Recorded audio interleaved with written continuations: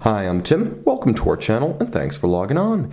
If you enjoy these videos, do me a favor and subscribe to our YouTube channel right here at Watchbox Reviews. I would really appreciate it, and I promise to update daily. If you love this watch, you can see it and you can purchase it on our website, thewatchbox.com.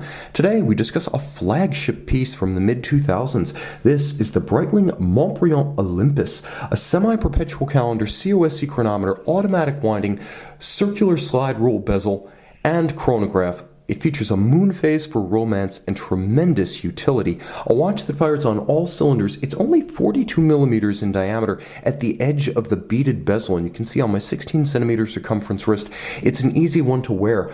Only 48 millimeters lug to lug. The watch is thick but not excessively so. It looks thicker than it is at 15.5 millimeters. The stance, however, between the lugs, a very modern 22 millimeters. So this piece, built in 2005, looks remarkably contemporary in its footing on the wrist, even as its details are remarkably nostalgic. The strap that's fitted is a wonderfully substantial piece. An aviator-style watch generally will feature calf. Breitling spared no expense and specified alligator. You can see large rectangular scale black, semi-gloss, sheer sides, contrasting stitch, a luxurious calfskin underlay, and a full deployant clasp in stainless steel to match the case. You can see it features a minderless system, so there's no need for perforation in the opposite side of the strap, so it'll last longer. And then once it's sized, it actually sits underneath the clasp, so there's no excess length flapping in the breeze, and you need no minder loops that would mar the lines of the watch. So it's a clever system. It's also a bit more deluxe than the pin buckles that are standard on many Breitling, Montbrilliant, and Navitimer style watches.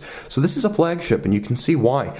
Robustly complex, it's elegant on the exterior, but you can see there are many functional controls to actuate the chronograph, wind the watch, set the watch, and calibrate the calendar and moon phase. The watch features a strong but simple mid-case, and you can see there's a little bit of a bevel and a squared-off profile to the lugs, redolent of 1950s and 1960s Navitimer style.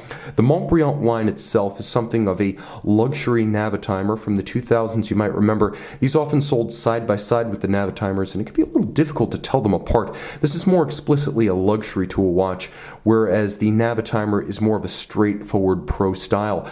The Montbrilliant refers to the original Rue Montbrilliant address of Breitling in La Chaux-de-Fonds, where it spent most of its existence between its founding in Saint-Imier and its move to Grenchen, canton of Solothurn, where it resides today.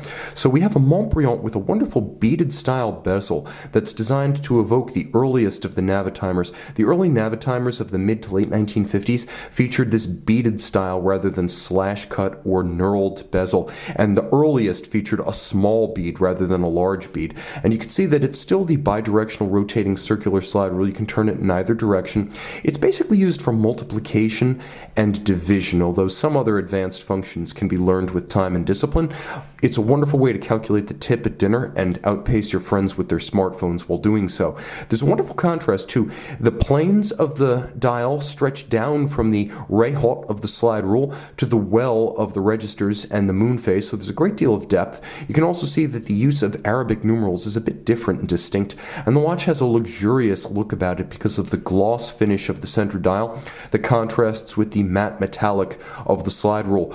Registers, as you can see, for just about everything. You have a quasi-perpetual calendar, so unlike a simple calendar, which needs to be adjusted 5 times a year, or an annual calendar, which needs to be adjusted once a year during the jump from February to March, the 1461 quantième bissextile system used by Breitling for many years now needs only one adjustment in the summer Olympic year when the leap year is in play. Otherwise, it works exactly like a perpetual calendar. Now, you have a chronograph as well.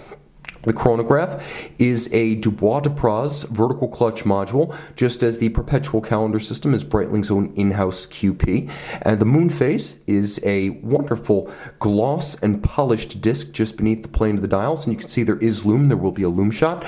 Turn the Montbrilliant Olympus over, and you can see the image of that original La Chaux-de-Fonds factory. Leon Breitling, who founded Breitling in 1884, of course, was part of the move from Saint-Imier to Rue Montbrilliant in La Chaux-de-Fonds. You can see the old manufacturer, as well as a wonderful combination of relieved and polished features and a very fine blasted or matte finished base with a polished surround. It's handsome, and frankly, it's one of the most attractive Breitling casebacks I've encountered. Inside caliber 19, it is a 38 jewel Chronograph, quasi-perpetual calendar, moon phase, automatic, COSC certified Swiss chronometer, built on a chronometer grade ETA 2892A2 base. 42-hour power reserve, it beats away at 28,800 vibrations per hour. And in case you're wondering, yes, it does feature stop seconds or hacking. So this watch, which can measure large intervals, can also be set to respect very small ones. A timepiece that's 42 millimeters at the bezel, more like 41 at the edge of the case. It wears smaller than it looks. You can see it, be surprised and delighted on our website, thewatchbox.com. Breitling Navitimer Olympus, as you can see, plenty of lume and handsome too.